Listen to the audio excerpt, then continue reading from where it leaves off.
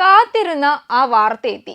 ഇനി ആരുടെ പടമാണ് ഹിറ്റ് എന്ന് പറഞ്ഞ് തർക്കിക്കുന്ന ഫാൻ ഫൈറ്റേഴ്സിന് കുറച്ച് റെസ്റ്റ് എടുക്കാം.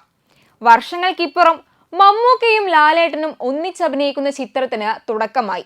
മഹേഷ് നാരായണൻ സംവിധാനം ചെയ്യുന്ന മൾട്ടി സ്റ്റാർ ചിത്രത്തിന്റെ ഷൂട്ടിങ്ങിനായി താരങ്ങൾ ശ്രീലങ്കയിലെത്തി. മമ്മൂട്ടിയും മോഹൻലാലും കാൽ നൂറ്റാണ്ടിന് ശേഷം ഒരുമിക്കുന്ന ഈ വമ്പൻ സിനിമയിൽ ഫഹദ് ഫാസിൽ, കുഞ്ചാക്കോ ബോബൻ, നയൻതാര തുടങ്ങിയവരുമുണ്ട്.